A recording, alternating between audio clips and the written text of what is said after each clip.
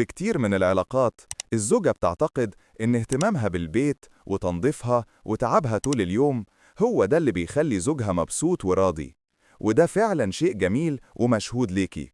لكن في نقطة مهمة جدا بتقع فيها أغلب الستات، وده الخطأ اللي يقتل مشاعر الزوج. من قبل الجواز وفي فترة الخطوبة كنت مختلفة، كنت خفيفة، مهتمة بنفسك، مهتمة بيه، بتسألي عليه، بتدلعيه، بتسمعي له. بعد الجواز أول سنة بتكون جميلة، فيها شوق واهتمام وخوف على بعض، لكن مع الوقت ومع ضغط البيت والشغل والمسؤوليات الراجل بيبتدي يحس إن اهتمامك اتنقل كله ناحية البيت والعيال، وبقى هو آخر الاهتمام. الراجل محتاج اهتمام فعلا، مش مجرد واجبات. أيوة، اهتم ببيتك، اهتم بنفسك، لكن كمان اهتم بيه هو شخصيا. اهتمامك بيه هو اللي بيحافظ على مشاعر الراجل، واللي بيخليه يحس إنه مازال الراجل المهم في حياتك. مش بس لما تحتاجي منه حاجة، ولا لما تكوني متضايقة، لأ، لو هو قاعد اقعدي جنبه، لو نازل وراجع استقبليه بابتسامة، لو جابلك حاجة إيفن بسيطة ما تقوليلوش شكرا الله يخليك، قوليله ربنا يخليك ليا يا قلبي، ما يحرمنيش منك أبدا. الكلمة دي بالنسبة له سحر، سحر بجد. لو علمك حاجة ومرت الأيام ولقيتي نفسك بتعمليها، افتكري تقوليله والله من يوم ما قلتلي أعمل كذا وأنا ماشية بالطريقة دي وطلعت بتفرق معايا. أول ما يدخل البيت قوليله استنى، ده أنا عاملالك حاجة بتحبها هتاكل صوابعك وراها. خليه يحس إنك عاملة الحاجة دي عشانه مش لأنها واجب. الراجل عايز يشوف في عين مراته إنها شايفاه هيرو، عايز يحس إنه بطلها، راجلها الوحيد، إنه مش زي أي حد، إنه رقم واحد في حياتها. ولما يجيبلك حاجة احضنيه واشكريه وارفعي من قيمته، مش تقللي من نفسك. هو مش بيشوفها إنك بتديله زيادة، هو بيشوفها تأكيد إنه مهم بالنسبة لك. حتى وسط العيال لازم يكون في وقت ليكم انتوا بس. حتى لو كنت تعبانة اغصبي على نفسك ساعة من يومك.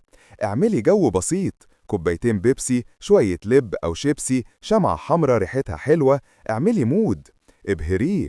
خليه كل يوم داخل البيت يتوقع انك عامله له مفاجأة، ايفن لو بسيطة، مش أكل، مود.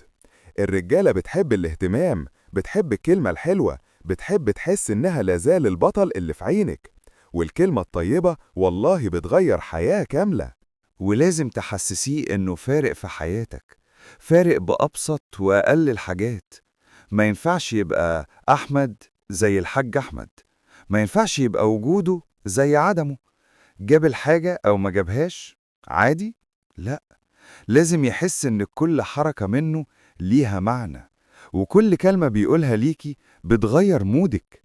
لازم يحس إنه مهم، إنه your person، الشخص اللي قلبك اختاره ولسه شايفاه إنه الوحيد.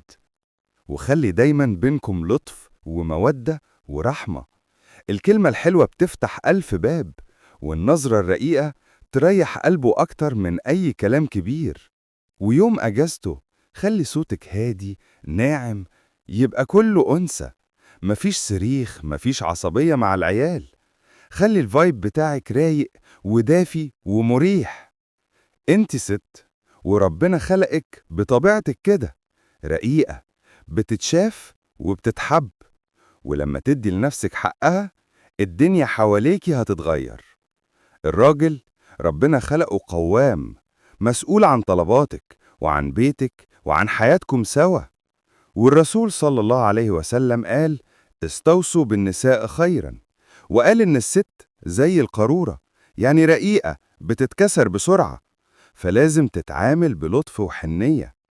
فخليكي كده، خليكي القارورة، خليكي السوفت بليس اللي بيرجع له من غير ما يفكر.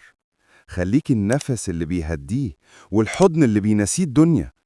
ولما تبقي أنثى بجد هتبقي هدفه وأغلى حد في حياته، وهتبقي everything he needs.